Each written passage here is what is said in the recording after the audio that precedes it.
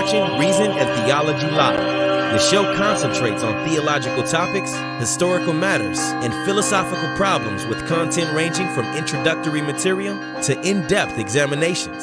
And now, your host, Michael Lofton. And welcome back to Reason and Theology, everyone. Your host, Michael, doing a second show for the day. We are going over Star Trek in Theology with Jimmy Akin, returning guests. And, Jimmy, first of all, before we dive in, let me just welcome you to the show. How are you?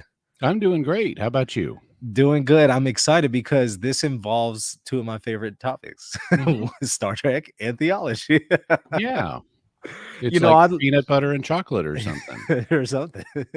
I can honestly say as many things as have happened in my life, as many changes as I've gone through, living circumstances, countries, everything that I've gone through, the one constant thing that was always there is Star Trek, especially The Next Generation. I can recall seeing Star Trek The Next Generation when I was probably about, I don't know, maybe 3 years old. Mm-hmm. And pretty much ever since then until the present, I've watched it and also the others, Deep Space Nine and Voyager.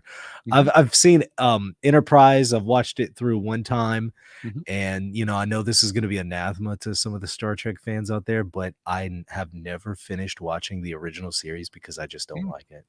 Oh, really? Well, I've seen all of them. I stopped watching the Star Trek Discovery because it got unbearable, but all of the others I have seen, and many of them I've seen multiple times. I'm actually older than the original series, although I was very small when it was on the air, but I saw it in reruns obsessively because they would put it. This is where the show really got famous. Yeah, was when it was in syndication after it was off the air.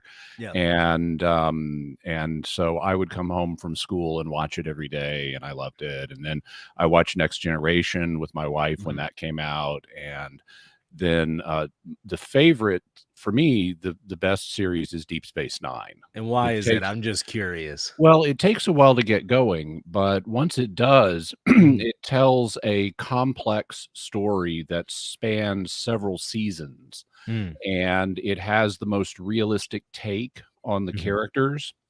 The characters in Next Gen in particular are too perfect, and they don't change and develop over time. You can have you can have good stories with these characters, but they really are too perfect, and they don't change and grow over time. And Deep Space Nine has characters that are more imperfect, and they do change and grow. And also, there's one scene where so Deep Space Nine is a space station that orbits a planet called Bajor, and the Bajorans have their own religion, which is headed by a figure known as the Kai, who is their equivalent of the Pope. Right. And as we're getting towards the end of the story, the Kai is talking to this assistant of hers, to this friend of hers, that has betrayed her and is secretly in league with the Pa-rates, which is their version of the devil. Right. And so she's realized that her close confidant is in league with the devil. Right. And she slaps him and yells heretic. And this is presented as the right thing to do, and the audience is going, yes, that heretic needs to be slapped. Have you noticed, by the way, that the Kai wears Orthodox monastic garb? Just instead of it being black, it's purple. They literally took their actual garb and then just put it on the Kai and just painted it in purple or something. Or dyed it in purple, I should say. Yeah, I love Deep Space Nine. I really do. The only thing is, how do you get over, or deal with Cisco's voice, Bajor, and just the way he talks and says Bajor and other terms, like it just it's like nails on a chalkboard for me. De gustibus non est disputandum. So you can get through that, right? That's not a big deal for you. Yeah. I'm not particularly bothered by Avery Brooks's portrayal of Ben Sisko. I'm not a huge fan of Avery Brooks, the actor who played him, but you know, he did an okay job, and especially, you know, like I said, in the early seasons there's some growing pains, which is pretty typical for a lot of TV shows. So that's not what I think of as Deep Space Nine. Yeah, it is slow. Kind of like 1963 is not really the 60s when you think of the 60s. You know, and now that I think about it, it took TNG a little bit to get off the ground too. The first episode, it was horrible in my opinion. Yeah, the first 2 seasons are really bad. It starts to get better in the third, but it doesn't really hit its stride in my view until the fourth. Right. Yeah, I would definitely agree with that. But among all of the different series, I would have to put TNG at the top. But you would say what's your rank? I'd like to hear your rank. Let's see. Well, DS9 at the top. These are the classics. I'm not counting the modern ones. Right. But of the classic series, I would say DS9 at the top. Then Next Gen probably. And the original series. Those two are kind of on a par in my mind. Probably I'd give the edge to Next Gen. Then after TOS, I would give it to Enterprise. And then bringing up the rear would be Voyager. Why? I loved Voyager. Well, you know what? Here's Voyager is some kind of Star Trek show.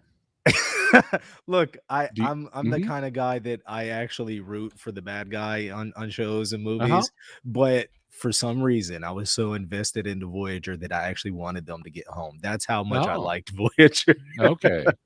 And normally I would say, no, I don't want them to get home. I want them to be stuck out there forever. But no, I really enjoyed it.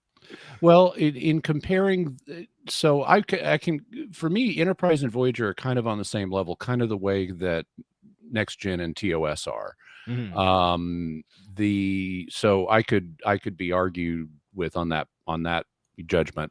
What I'm doing though is comparing the bests of the series. Like I'm skipping the first seasons that tend to not be great, right, and things like that. But if you look at the best of Enterprise and compare it to the best of Voyager, I'd say they're on par with each other. Now the new ones, I haven't seen. Picard, I think Discovery was another one. I haven't seen those. What do you think about them? Well, thus far there have been 3 new series. They have several more that are in the works. Their plan is to basically have Star Trek of some form coming out constantly now. But the one they launched with was Star Trek Discovery, and it's kind of hard to summarize, but it begins set in a war between the Klingons and the Federation. So this is early on then. Yeah, this is about 10 years before the original series. And it's okay. I mean, the graphics are way better than they've ever been, but it's okay story-wise. It has a lot of flaws. They then move, after they deal with the war in the first season, they then start dealing with galactic threats, and then in the third season they get kicked 900 years into the future and stay there.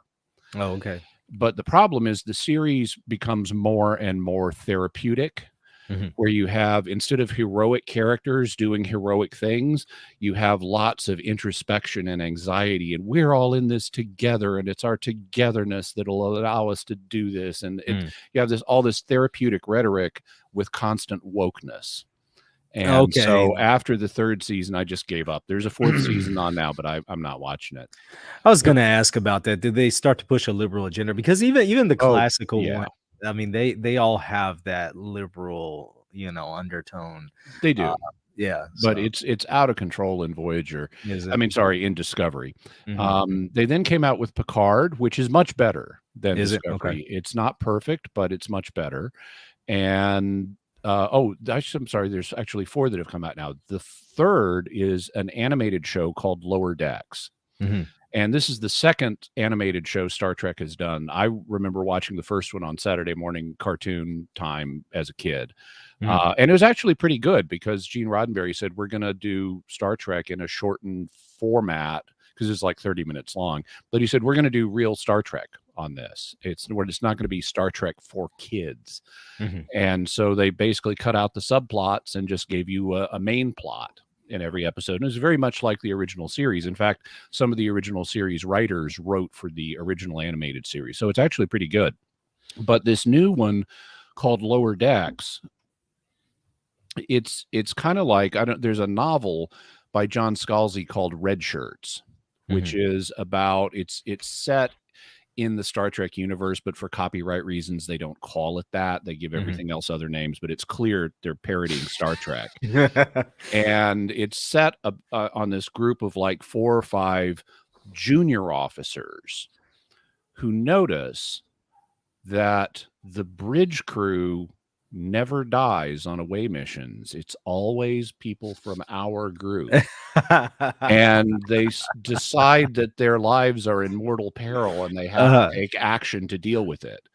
So it's a comedy parody of the tropes you see on Star Trek. Like it's always the junior officers that die. Well, so Lower Decks is bringing that concept sort of into the Star Trek universe. So it's an animated series. It's set in the Star Trek universe a little bit after the time of Voyager. And it is about these junior officers who are aboard a B-class ship. It's not a flagship. Their mission is to make second contact with people that others have already made first contact with. But it's a ton of fun. It's really good. It's written by people who clearly have a love for the original show, and that enables them to have both a deep knowledge of the original shows and also poke fun at them lovingly. So like there's this one episode where one of the junior officers, his name is Boimler, and he's kind of a nervous guy and he's having a crisis of faith. He thinks that he's not successful as a Starfleet officer, and he's kind of having a little bit of a breakdown, and he's talking to a fellow junior officer, and he's saying like, I'm just such a failure. I can't do anything right. I should go and retire and live on a science asteroid, and then a monster will eat me, and they'll have to figure out what happened by listening to my final shaky logs. It's like, okay, these writers know their source material. Right. I need to go and check this out now. I got to ask you a million questions about these and your opinion on them. But go ahead. There's one more though. The fourth of the new series is currently in its first season. It's called Star Trek Prodigy. Okay. And this one is for kids, but it's meant to be accessible to adults as well. So it's not super childish. It feels and looks a lot like the Star Wars CGI animated series is. So I when we started reviewing it, I do a weekly podcast with a couple other guys called Secrets of Star Trek, where we review stuff. So you can check out that podcast, Secrets of Star Trek. But when we reviewed the first episode of Prodigy, I said, so this is the most Star Wars Star Trek series ever. And it's actually quite thoughtfully done. I mean, the plots are simpler. You don't have to worry about any, there's no smuttiness on it or anything like that because it's for kids. And it's actually, you see some pretty nice, they're sometimes predictable, but it's actually pretty nicely written with character development and things like that. Since we're on the topic, I have to ask the inevitable question that I'm sure you know what I'm going to ask next, and that is, well, okay, in a fight, a Jedi or somebody with a phaser, who would win? Oh, it's so undefined. A lightsaber or a phaser? Well, in terms of the weapon itself, a phaser is superior. I agree. But when you have Jedi who are able to move, to anticipate what your opponent is about to do precognitively, and when they can move at lightning speed and have other abilities like force jump and force choke and cloud mind and things like that, it's not your average red shirt security officer may not be a match for a Jedi. Worf wouldn't be able to handle a Jedi then. Well, Worf, I don't know, but it's going to depend on how amped up the Jedi are. Right. That's a good answer. Okay, so let's dive in and talk about some of these episodes that I want to get to. The first one is going to be, of course, from TNG, my favorite, season 2, episode 1. It's called The Child. Could you maybe just briefly give us an overview of the episode, and then we'll dive in? Yeah, so there's an interesting fact about this episode. They did not write the script for Next Generation. after the original series went off the air, they were trying to get a new Star Trek show made, and it was called something like Star Trek. It was called Star Trek Phase 2. And it would have starred the original crew, the original actors, with a few possible changes, like depending on who they could get back.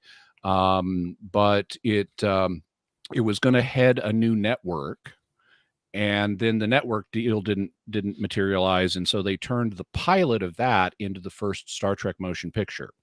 But they already had a bunch of scripts written for Phase 2, and they kept them on the shelf, and they ended up using a couple of them in Next Generation, and this is one of them.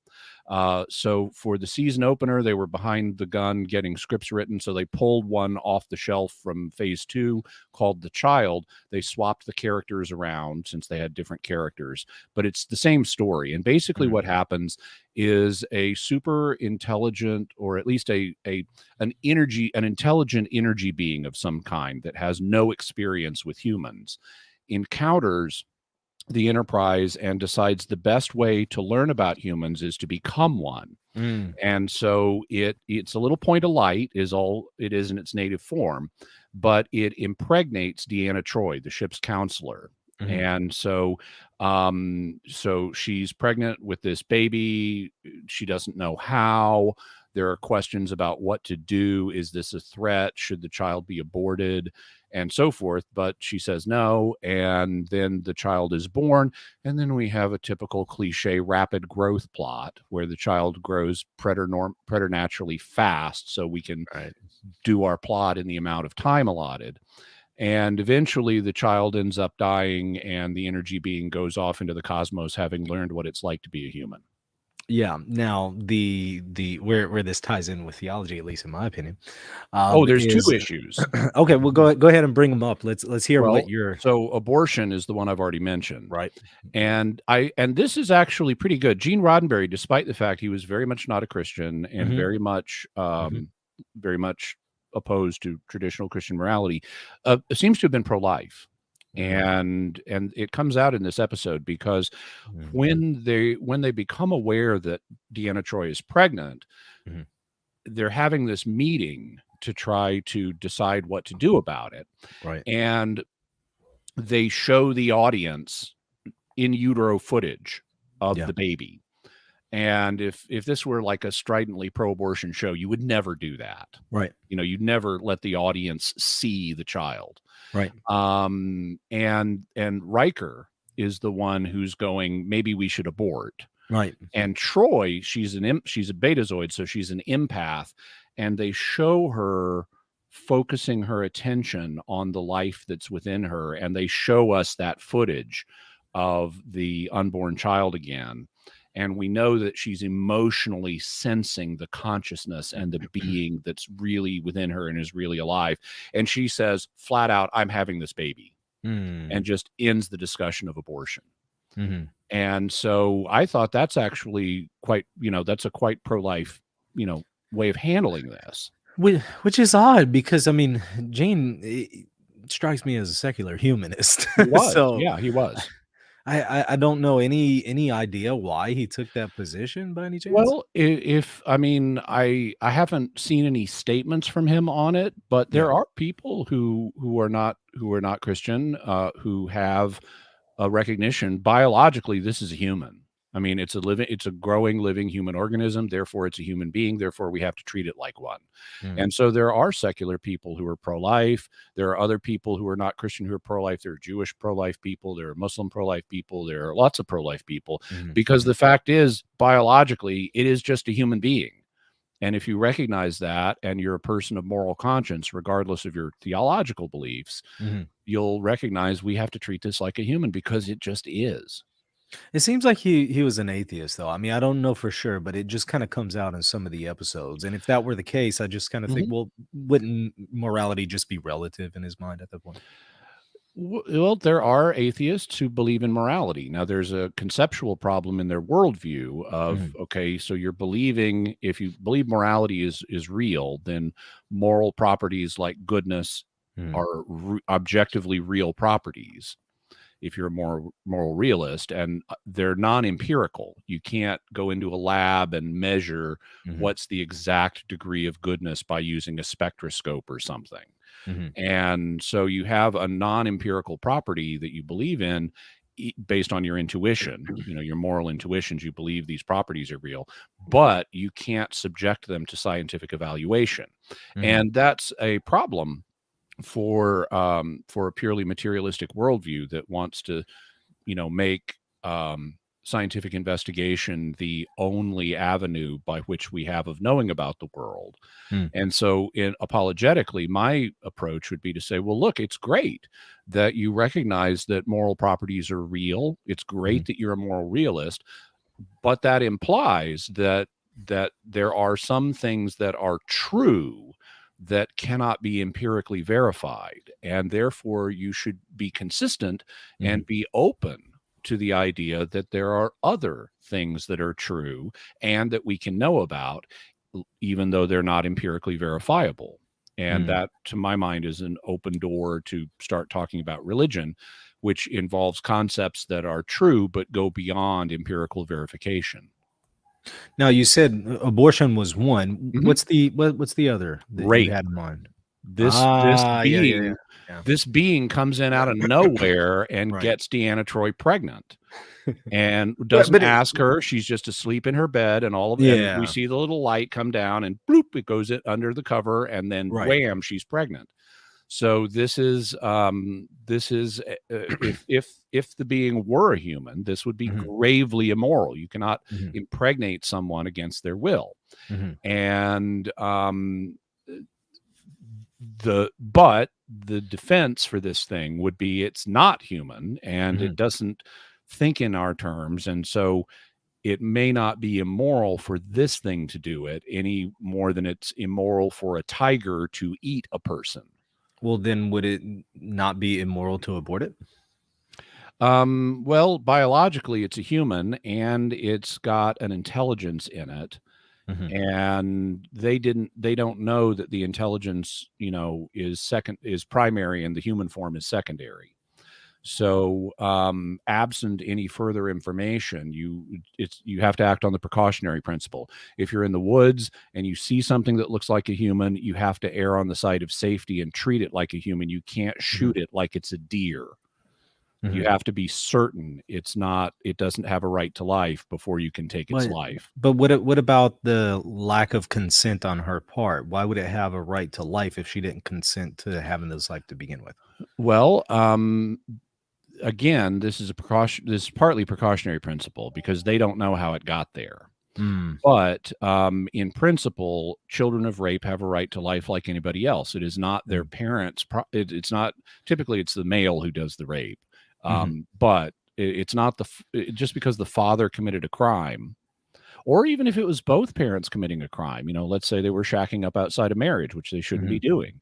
Well, that's wrong, but that doesn't mean their kid has no right to life. You have to respect the kid's life regardless of what the parents have done. Yeah, that's true. Now, I want to get to a few more here before we run out of time. So let's move on to one of the episodes from DS9. So it's going to be from season 1, episode 19, titled "Duet." This might be this is the best. This is the best season 1 episode of Deep Space Nine. In my opinion, it might be the best of the entire thing, but I know you might disagree. But for me, it's up there. Yeah. So go ahead and give us a summary of what exactly this episode is about. Okay, so it's set on this space station around this planet called Bajor, and Bajor was previously under military occupation by a race called the Cardassians, and there were Bajoran freedom fighters who would use terrorist tactics to try to drive them off their home planet, and eventually they succeeded. And now one of the terrorist leaders, Major Kira, is the security chief on Deep Space Nine. And this Cardassian arrives on Deep Space Nine. He's going by the name Amon Maritza. And he has a special disease that is only found among people who were at a certain labor camp that the Cardassians were running. and because of an industrial accident they had there. And so they hear there's this guy coming on the station. He's got this disease. Major Kira's all excited, thinking he's a war hero, that he's a Bajoran who is at this terrible labor camp. But when he shows up, he's a Cardassian. And he does have this disease, and he's eventually going to die, and it's going to be fairly soon. But we then get a really complicated plot where, and I won't summarize all the twists and turns of it because it would take too long, but basically, Eamon Maritza says he's a file clerk that was at this labor camp, and that's true. But Major Kira gets evidence that he's not a file clerk, that he was in fact the commander, the commandant of the labor camp, who was a war criminal known as Gul Darheel. And when she gets this evidence, Eamon Maritza acknowledges it and says, yes, I'm Gul Darheel, and I'm proud of what I did. The Bajorans needed to be subjugated. Everything we did was right. And he's basically a Nazi. Right. But the truth is, he really is the file clerk, Eamon Maritza. And he's felt so guilty and horrible over what his people did to the Bajorans that he wants to force his own culture to confront the evil that they did to the Bajorans. And the way he's thought of doing that is by having himself altered to appear to be Gul Darheel, so he can assume Gul Darheel's identity, be tried for Gul Darheel's war crimes, and be executed, which will deliver a public message back to his people. And he's willing to sacrifice himself this way, even though he's totally innocent, because he cares. He has a moral conscience. He cares about what was done, and he wants his people to heal and repent of their evil. Man, it just, wow. It's intense. Yes, it's incredibly intense. And how Major Kira, having been on the other side, reacts to all of this through these twists and turns as the truth emerges is really compelling. And that's why it's called Duet, because it's this sort of dance between these two characters and how they respond to each other. So a couple things that come to mind for me. I mean, the first one is going to be, do you think that somebody who is just a file clerk in that kind of situation really has the same amount of culpability as, say, the camp leader? Of course not. All right. Okay. Now, do you think that the file clerk should stand trial? He can acquire that if he formally endorses, if he formally cooperates in the evil and says, yes, this needs to happen, punish those Bajorans. Then he would be formally cooperating with the evil. But if he opposes it, then he is materially cooperating with the evil by doing the filing. And there are situations where material evil, cooperating materially with evil situations can be morally legitimate. What about in this case? You're a file clerk, and if you go against this, they're probably going to have you executed. So. Well, if they're going to have you executed, then my tendency would be to look on the file clerk generously and say he didn't have to get himself killed for doing something that's not intrinsically wrong, because it's not intrinsically wrong to file things. Right. And so he wasn't doing anything intrinsically wrong. And even if that had foreseen bad effects, he opposed it. He wasn't responsible to get his own life killed, get himself killed, especially in light of the fact they would have just had someone else do the filing.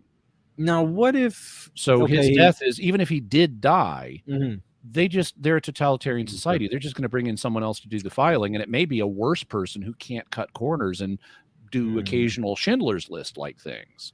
That makes sense. Now, but what if the file clerk doesn't really oppose it, doesn't really endorse it? Does that change anything? Well, it certainly changes his level of moral culpability. He's in a much more, I would say, if he's ambivalent about obvious horrible evil, then either there's something wrong with his conscience that's depriving him of adequate moral judgment, or he's negligent in his moral duties. That makes sense. Okay. Now on to the next issue. Of course, he wants Major Kira and the rest to execute him. So capital punishment. Do you think that is listed in this case for somebody who's just a file clerk? Well, obviously no. But if he wants to be executed as Guldar Heel, and so who is a major war criminal. And so if the question, now he's not a major war criminal, therefore he should not be executed. You should not have show trials where you knowingly execute innocent people. That's immoral. But if he really were Guldar Heel, if he really were a war criminal, then one can certainly argue that the same thing should be done with him that were, for example, done at Nuremberg after the Second World War, where top Nazi officials were tried and many of them executed. Do you think that maybe that was assuming you believe in capital punishment? If you don't, then obviously he shouldn't. You think the Nuremberg trials was kind of an inspiration behind this? I mean, obviously the connection with World War II was an inspiration, but yeah.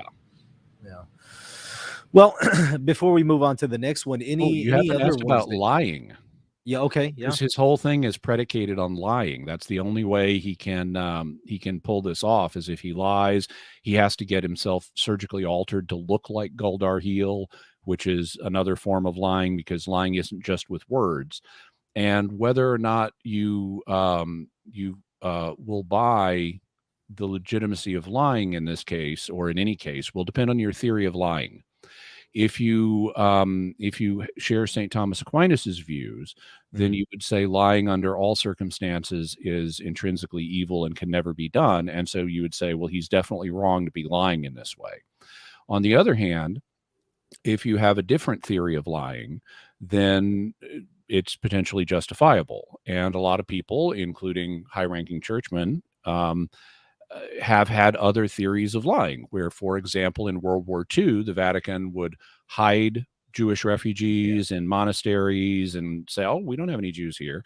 And they'd give Jews false baptismal certificates so they could pass as Christians and things like that. Well, that involves lying. But a lot of people share the intuition that if the Nazis show up at your door and say, do you have Jews hiding here? It's okay to tell them no, even though that's false. What do you think about that?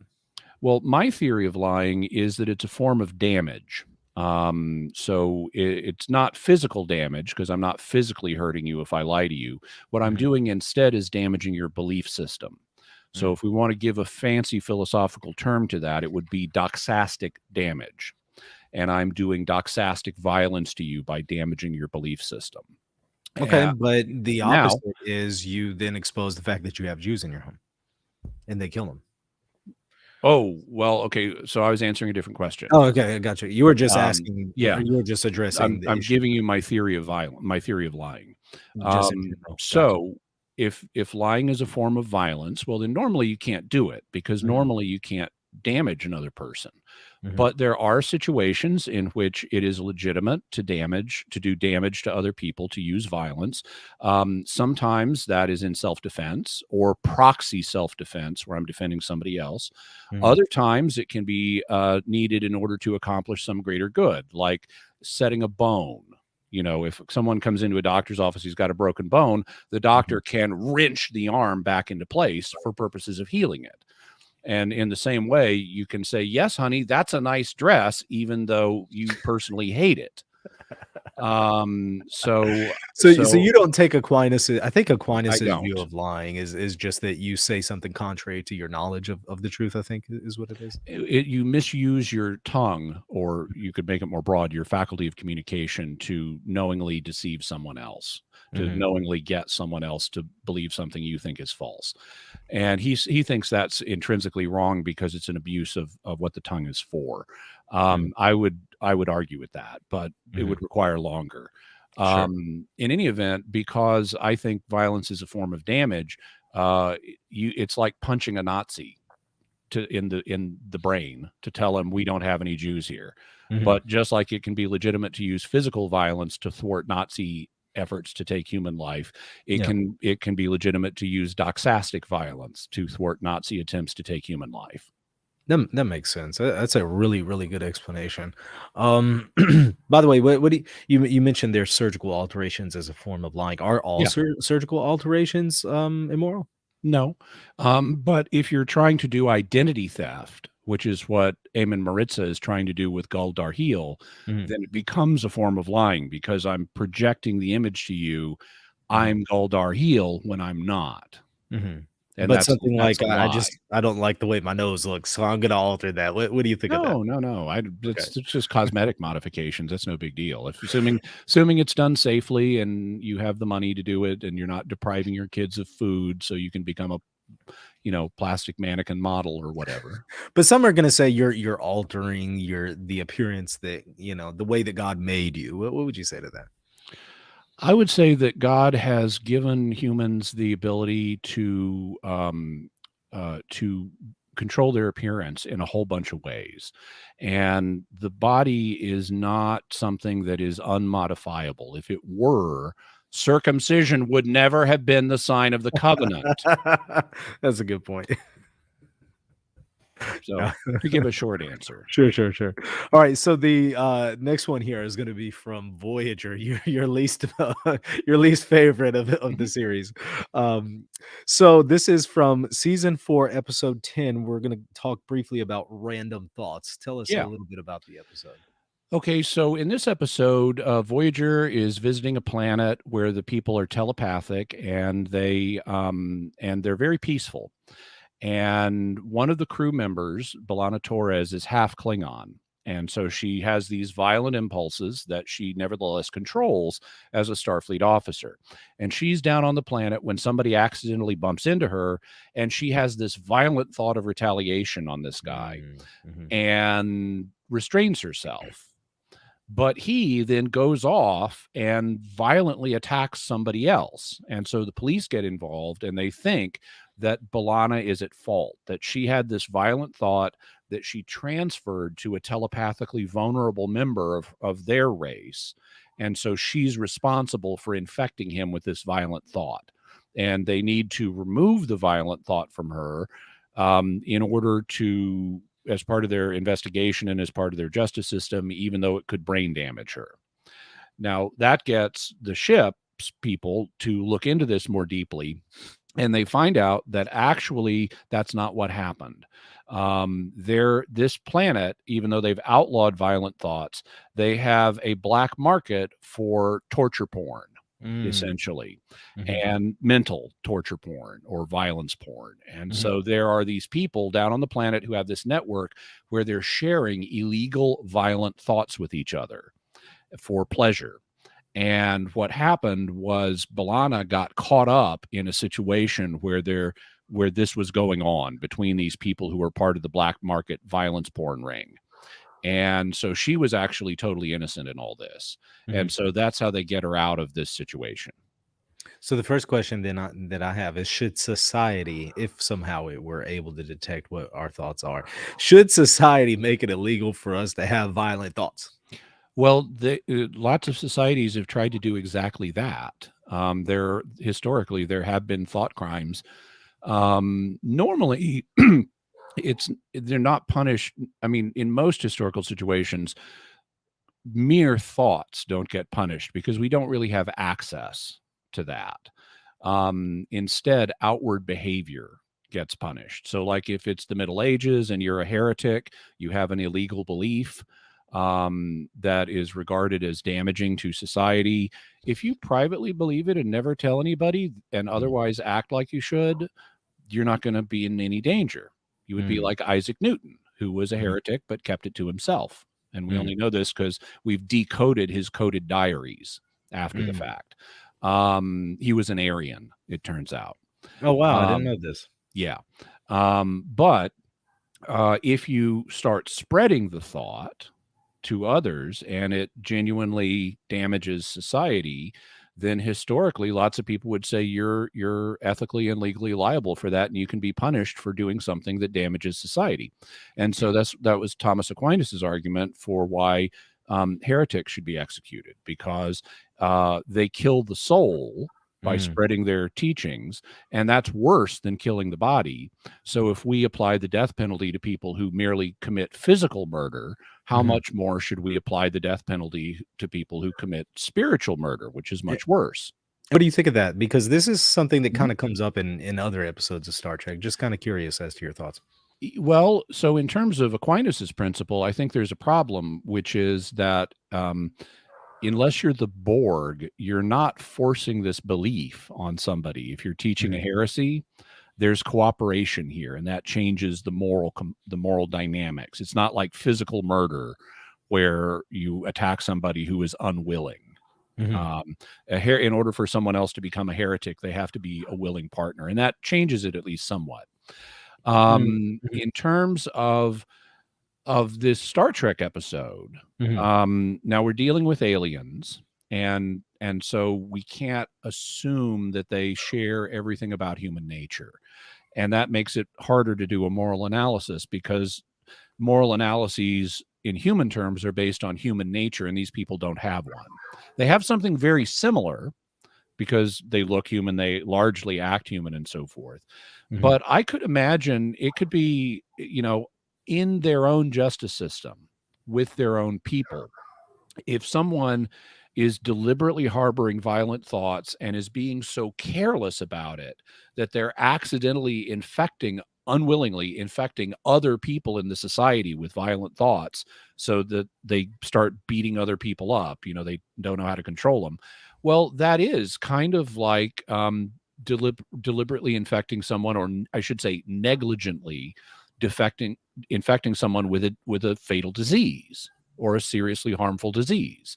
And so I would say, well, here on Earth, if someone had pathogens that they were handling negligently that could seriously harm other people's, yeah, you could punish them.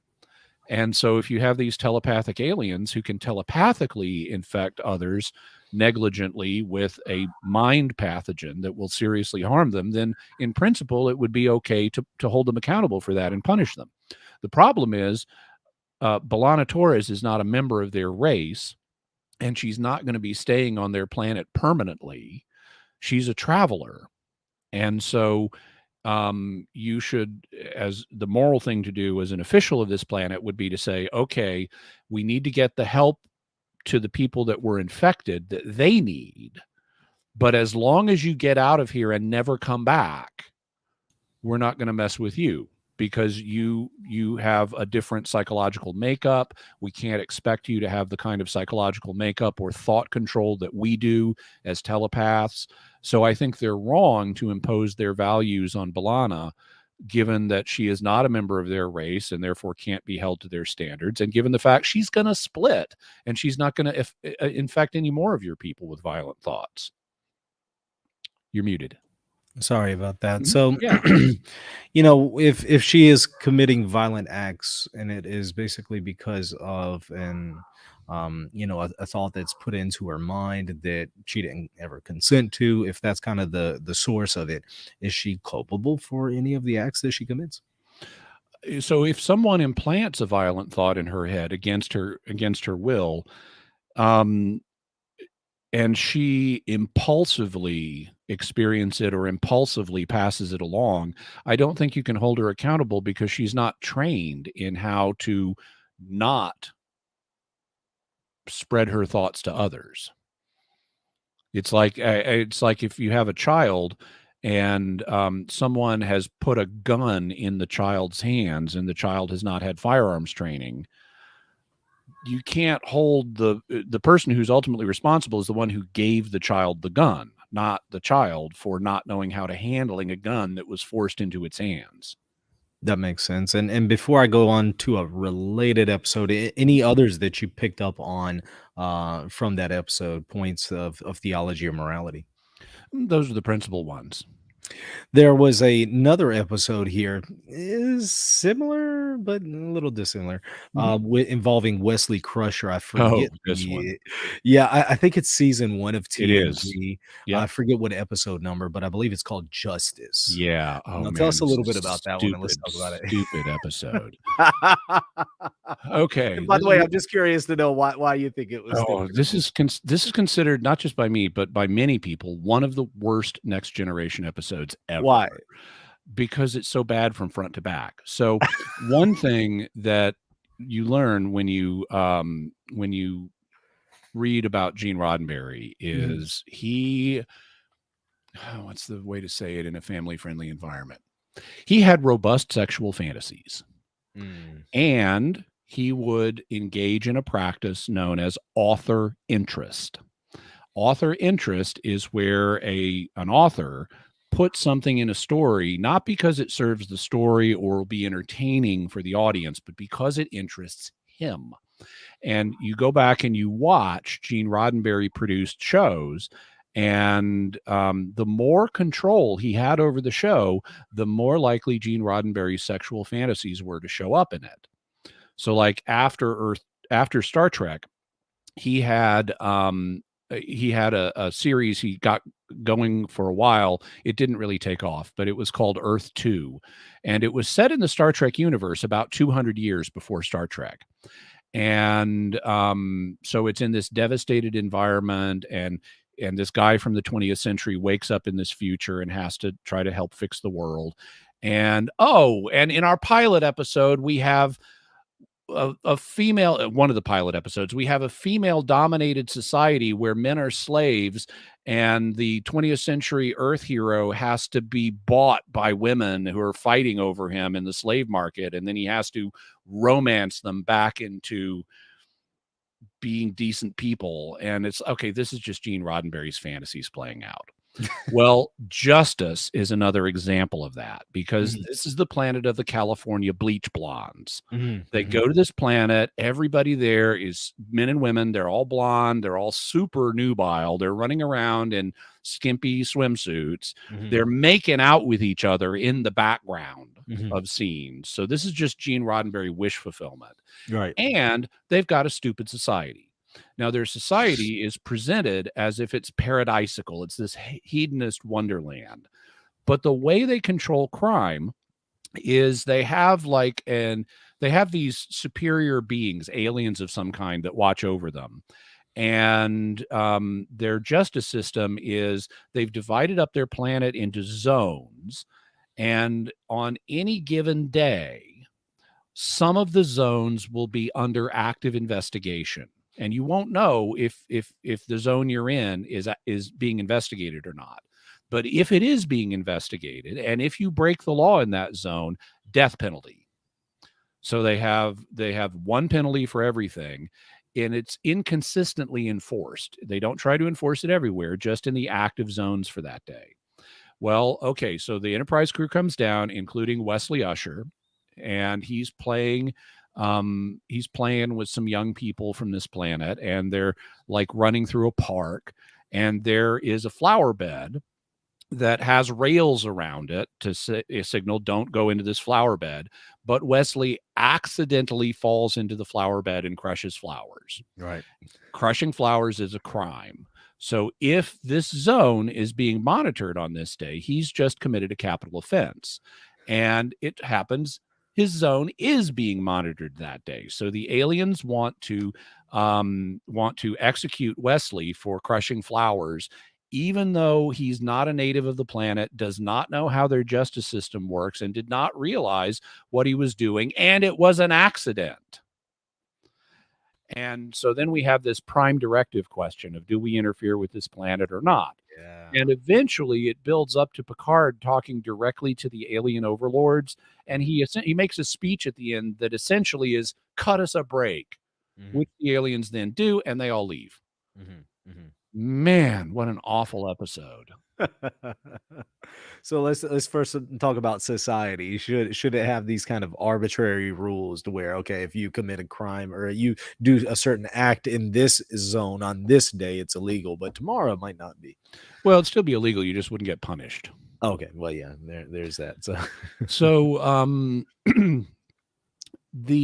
I think the fundamental problem is I think there's sort of two fundamental problems. One is the failure to have the punishment fit the crime. My object all sublime I shall achieve in time, to let the punishment fit the crime, the punishment fit the crime, the Mikado. And that is a principle that is widely embraced in human justice systems. You know, you go to the Old Testament, which is famous for having death penalties. Not for everything. Mm-hmm. And like if you steal some sheep, okay, you got to give back the sheep, and you got to give back some more to teach you a lesson. But it's proportional to the sheep you stole. You steal one sheep, you have to give back fewer than if you stole 10 sheep. So there's widely recognized in human cultures that there needs to be a proportionality between the crime and the punishment, and there isn't here. So I would say that's unjust. If you have people who are capable of committing crimes and who are not perfect, they're not Adam and Eve before the fall, but they have a nature such that you need a criminal justice system to keep crime in control, then you shouldn't have an all or nothing approach to punishments. Now, Picard. Oh, I'm sorry. Go ahead. You also should not impose your system without mercy on people who don't know your system, because they're not consciously violating your law. What about ignorance of the law is not? Okay, that's nonsense. Ignorance of the law is an excuse. It may not be legally, because they don't want people going, oh, I didn't know armed robbery was illegal. It may not be a legal excuse, but it is a moral one. Yeah. Especially in America today, where we have this massive code. It's been estimated that every American commits 3 felonies a day without knowing it. Oh, wow. Yeah. It's just, we have an insane amount of legislation in this country. But in Wesley's case, he's a visitor to the planet. You didn't give them extensive briefings about your legal system before they came down. He obviously is innocently, well, that's an argument that you can make. Yeah, maybe we should check out this stuff before we beam down. But the aliens know that didn't happen. And so Wesley is, as annoying as he is innocently ignorant of breaking their law, and therefore he shouldn't be held accountable for having done so. Yeah, I take it he doesn't really like his character in TNG anyway, at least from the early appearances. The character gets better. That's funny. So then plummets off a cliff. So when it comes to Picard interfering in their justice system or violating the Prime Directive, do you think that there's an immoral aspect to that? Well, so one of the things they've done in the new Star Trek things is they have for a while these little 10-15 minute episodes called short treks. And in one of the short treks, Mr. Spock and the original first officer of the Enterprise, number 1, get trapped in an elevator. And while they're trapped in the elevator, they kill time by having Mr. Spock ask number 1 questions. And at one point, and they range all over the place. Like, do you like eggplant? Is one of them. Because she's his superior officer. She's told him to ask her questions. And so he's doing that. And at one point he says, has it ever occurred to you that the Prime Directive is not only impracticable, but possibly morally indefensible? And she turns to him and says, in essence, if you want to be a Starfleet officer, never mention that subject again. And I essentially shared the view there that the Prime Directive, while it has aspects that are reasonable, the way they've actually articulated it on the show and applied it on the show is nonsensical and would be immoral. And so the idea that, ultimately Picard does what he needs to, because the superior alien overlords are the technologically advanced ones. So he eventually stops talking to the California beach blondes and starts talking to their parents. And the parents are technologically advanced, and he's dealing with them on the same level. We never see them, we only hear them, but he talks to them and basically says, look, this is stupid. And the audience is going, yes, this is stupid. And he says, cut us a break. And they do, and they let them beam up. And so that solution is ultimately fine. I mean, they have some hand-wringing about, oh, well, if we do this, what will the impact be on their culture down on planet California? Well, okay, they've got parents. Let the parents deal with it. What if the parents weren't in the picture and they could just beam out of there and be gone? Do you think morally that would have been fine? I would.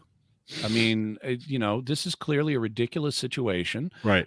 These people are not a technological threat at this point, and there's no reason to let them kill an innocent teenager, as annoying as he may be, because of a ridiculous, immoral law. So I would say we're under no obligation to observe their legal system in this instance. We're taking our kid, we're going, and when y'all grow up and learn how to deal with the galaxy, we can talk again. What is this saying? An unjust law is no law at all, something like that. Yeah. Well, yeah.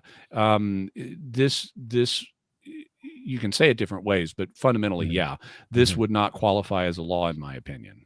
At least it should not be applied. The law that applies it to humans in this situation is unjust. And so is the fact that it's on-off death penalty, and that's wrong too.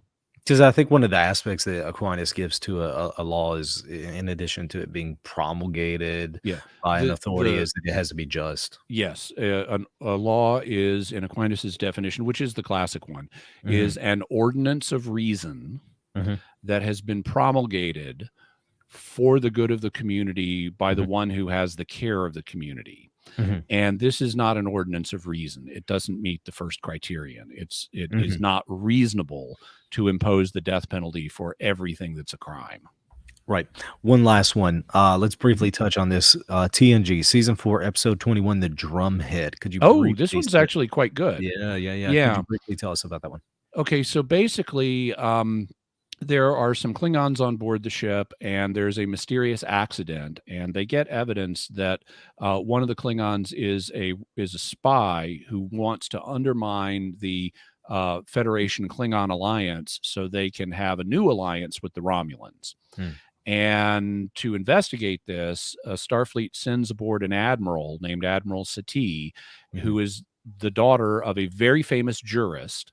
And she comes across as very smart and very competent, and she investigates this. She uncovers the Klingon spy, but she becomes convinced that he couldn't have done everything he did without help on board the Enterprise. So she starts looking for a Confederate that she is determined to find.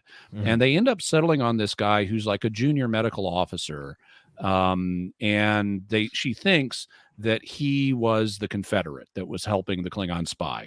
And they start to mentally probe him, and he's hiding something. They're not sure what, but he is hiding something. And he's so worked up about it, it's consuming him. Turns out what it really is he lied on his Starfleet application form. He's got a paternal grandfather who he said was Vulcan, but was really Romulan. So he's a quarter Romulan, and he's hiding that fact. And that's what he's afraid of coming out. He is not a spy. But she is determined to suppose that he is. And because Captain Picard is resisting Admiral Sati's efforts, she turns her Eye of Sauron on him and starts leading a witch hunt against him, and questioning, going back over the first 3 seasons, which had a lot of really stupid episodes in them, and pointing out all the things he did wrong in them, and making a case that, in fact, Captain Picard is a Romulan spy. And they have another admiral who's come on board to watch all this, to oversee the investigations. And Picard, at his hearing, throws her earnest, serious, highly respected father's words back in her face about the importance of freedom of speech. And this causes her to have her own father's words thrown back in her face, causes her to lose it.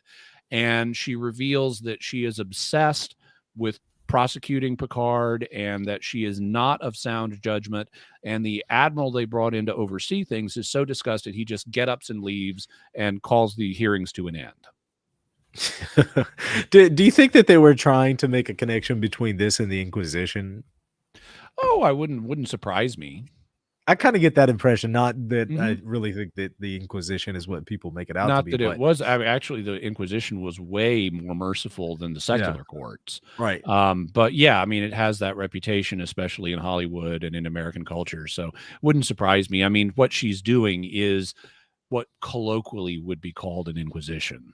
Yeah. So talk to me a little bit about freedom of speech. Some of the things that maybe that jumped out at you there. Well, so Picard's speech is pretty, but it's, to my mind, hyperbolic. Because it's like with the first link in the chain of someone suppresses a thought, it binds every man everywhere forever. And it's like, does it really? Is it really that bad? I thought the same thing. Yeah. So it's hyperbolic. But I place a value on free speech. Now, I recognize there are limitations to free speech. For example, back during in the 1940s, we developed the atomic bomb. And until President Eisenhower actually released virtually everything about it to the world as a gesture of goodwill, it was everything about it was highly classified.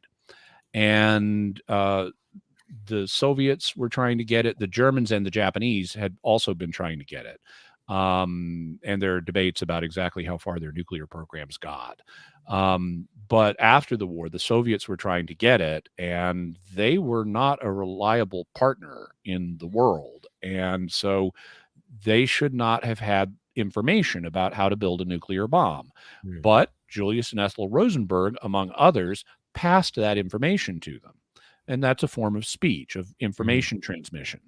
I think that should be illegal. There are things that need to be secrets and that can be legally enforced. So I'm not a free speech absolutist in the most expansive sense, but I am, as an American, pretty darn sold on free speech as a good in that should be legally protected in most circumstances.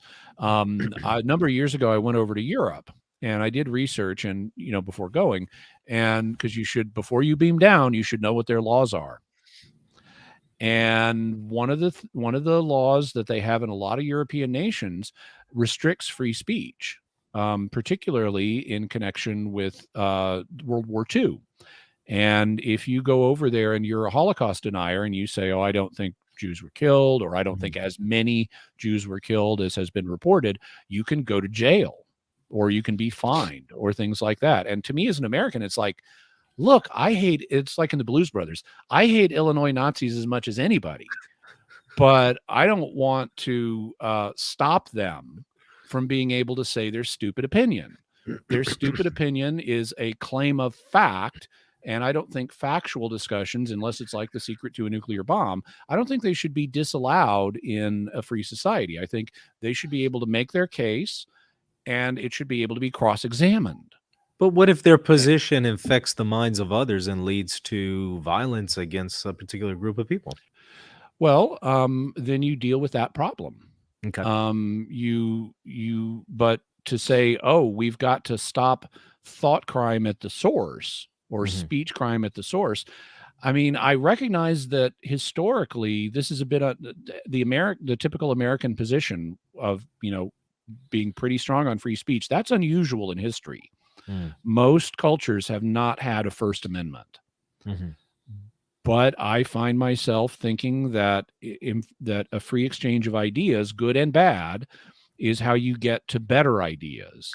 And you need a marketplace of ideas where ideas can be tested and tried out. And cultures that don't have a robust marketplace of ideas are ones that will ultimately stagnate or lose out competitively to those cultures that do have a free marketplace of ideas. Because it's the Borg, which have a centrally planned belief system, are not going to progress. You're not going to have genius Borg scientists because they're all told what to think and they're not allowed to think anything else. The way you make progress, technologically and in other ways, is by allowing new ideas to be thought of and tested and refined. And the way that happens, in order for that to happen, you need to let people propose their ideas, even if they're not what's currently popular. But what if it also brings about a moral decline? I mean, you might have a progress when it comes to technology, but what about a moral decline? Well, so there can be moral declines that happen, But on balance, it tends to go the other way. If you look, there's a book by, he's actually an atheist. His name is, and he's a linguist and a neuroscientist. His name is Steven Pinker. He wrote a book called The Better Angels of Our Nature. Now, one of the things that you hear constantly growing up in our society is how much more violent everything is compared to how it used to be. That, oh, we have these nuclear bombs now, and we killed these millions of people in the 20th century, and we had the worst world wars ever, and there's violence on our streets, and it's worse than it's ever been. Hogwash. He goes through the statistics on multiple scales, including millennia, centuries, and decades. And the trend line in the developed world is progressively less and less violence. Even though we have bigger, more powerful weapons now, we use them way less often. And your chance of dying a violent death today in America is lower than it has been anywhere else in the world in history. Even just a few decades ago, your chance of dying a violent death in America was greater than it is now. And this isn't the only area on which there's been a positive moral development. You have less racism now. You have less crippling sexism now. You have now, I recognize sexes are real. There are real gender differences, but the fact is that there are opportunities that women can do things now that they couldn't before, and there's reasonability there. Similarly, you have the economic development itself has moral dimensions. And one of the things that allows economic development to flourish is lack of corruption and economic opportunity. So you don't have to bribe the city officials in order to get your business license. And you don't have to bribe. Now they try to circumvent this, but you don't have to bribe people to get things done. And so there is less corruption in society, and that is a positive moral development. So actually, even though our society has gone in the other direction when it comes to sex, by a lot of other criteria, actually morality has improved. There's less violence, there's less hatred between groups, there is more opportunity, there's less corruption. In a lot of ways, things are a lot better than they've ever been in history, if you know your history. And before we get to the chat questions, real quick, just real quick follow-up. So in light of that understanding of freedom of speech, how then do you perceive the Index of Forbidden Books? Do you think it was good or bad? Well, I think it was a creature of its time. And what I can say is that I think on balance, the long-term strategy of having a free marketplace of ideas is good, but that doesn't mean at every moment in history it was the right thing. And so I recognize that in the past there can be measures that were justified at the time that were not the ideal long-term strategy. So my defense of free speech is a long-term principle. It doesn't apply to every single moment in history. Yeah, well answered there. All right, this one, thank you for the super chat. This is from Faith, Liberty. What's y'all's take on DS9 in the Pale Moonlight? I forget the title. Remind me of the summary of this episode. This episode in the Pale Moonlight. Now it's from the quote from the song, "You dance with the devil in the pale moonlight." Right. And we're at a crucial moment in the Dominion War where the Federation is going to lose if the Romulans don't come in on our side. Yeah. And the whole episode is a log entry where Captain Sisko is talking to his log and he's explaining what's happened over the last week or so. And he ends up, just to get it out of his head, he's explaining it, and then he deletes the entire log, because what he reveals is he participated in a plot to frame an innocent Romulan senator in order to bring the Romulans into the war on our side and save our butts.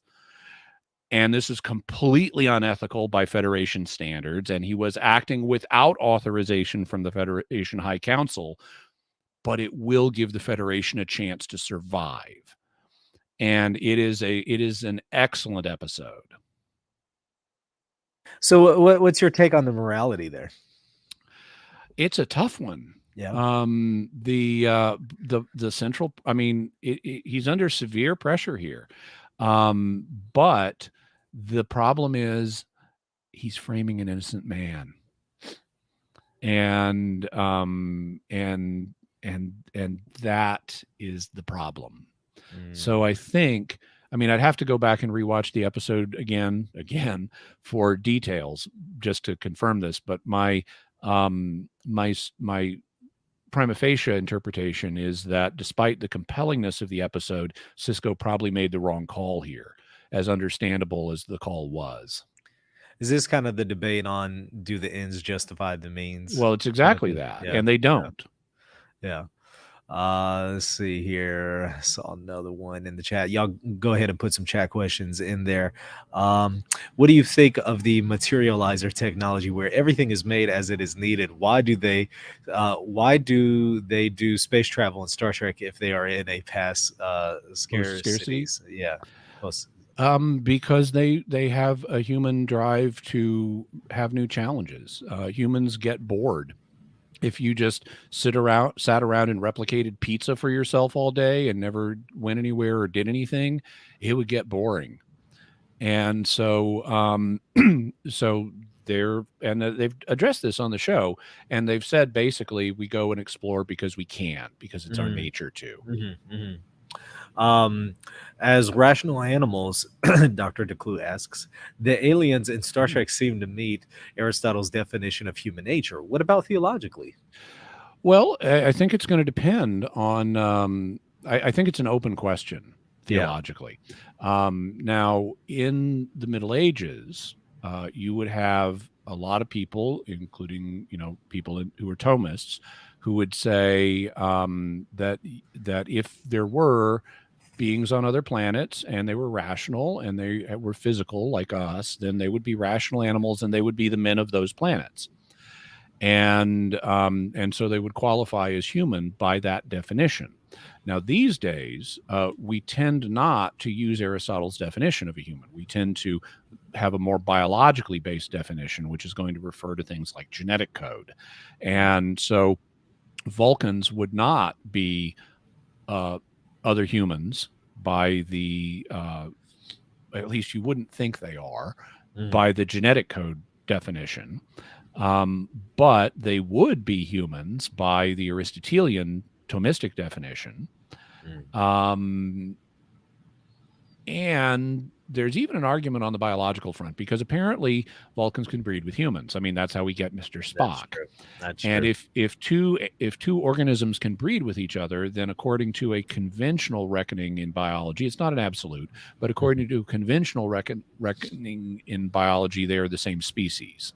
And so if humans and Vulcans can breed, then humans and Vulcans would be the same species by that definition. There aren't any cross species breeds. Well, it depends. A species is like everything else. It's a word that is invented, and it has the meaning that people give it. Yeah. So whether or not I should say, if they can breed and have fertile offspring, they are considered fundamentally the same species by this reckoning. So a beefalo. Yeah, that's bison and cattle can be considered the same species. They look different, just like different kinds of dogs look different. Yeah. I mean, a Chihuahua is not a Saint Bernard, but they're both dogs. They're both domestic dogs, even. Larry Romano asks, Kirk or Picard? You knew it was coming. Depends on the situation. Who would I want to hang out with as a fun person to be around? Kirk.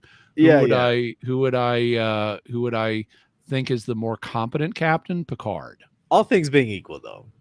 Who do you like? Well, yeah, I like them both. I don't have a particular favorite. All right, so this one is from VM. What was the best overarching storyline in Star Trek? Ooh, the Dominion War. And why do you think that? Which is from Deep Space Nine, because it's the only major overarching storyline in Star Trek. It tells the story of a war, how it comes about, how it gets fought, how it ends, and it stretches over multiple seasons, which is like what wars do.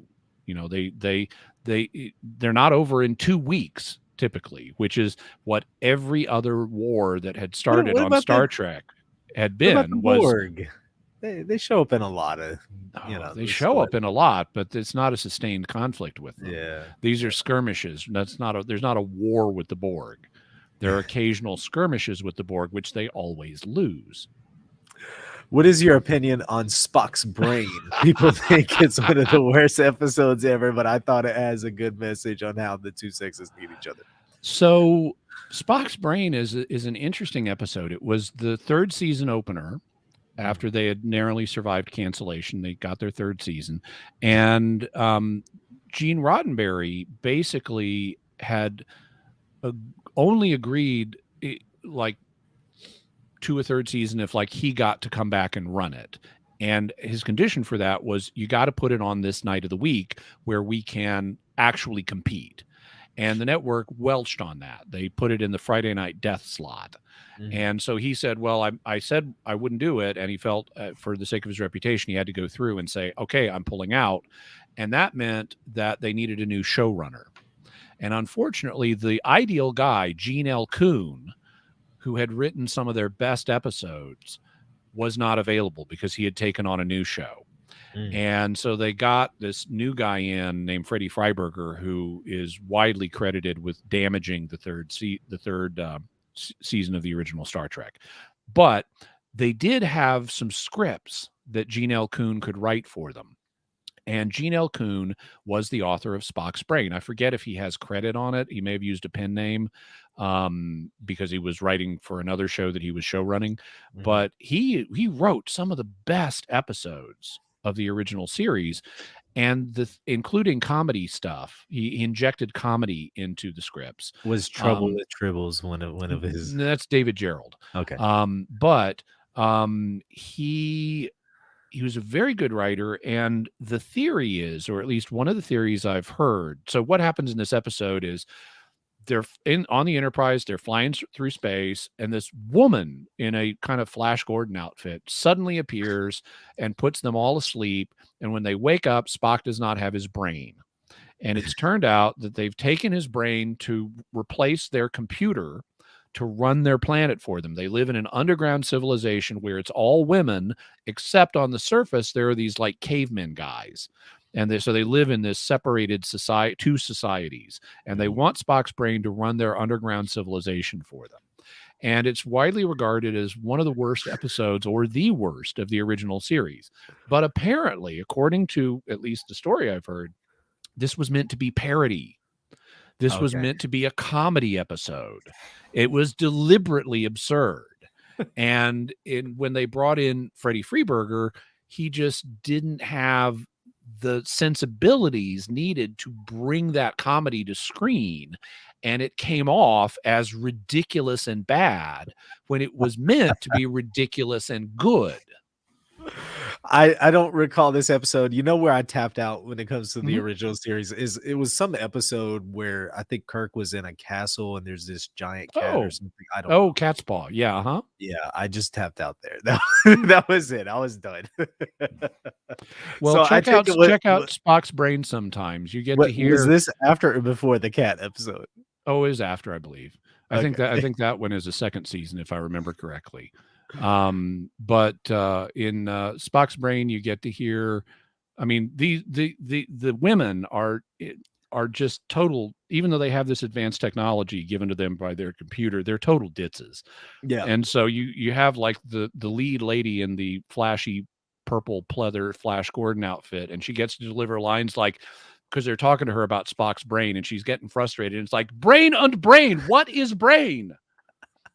And so I'm gonna go and watch it now. Yeah, it comes off as really stupid, but actually the story is that's deliberate. This was meant to be a parody. He just couldn't actually bring that across. Yeah. So while I have you here, last question, I have to do it from Ramses. Okay. Has Jimmy ever addressed that one time a caller called on RNT and called him a polytheist?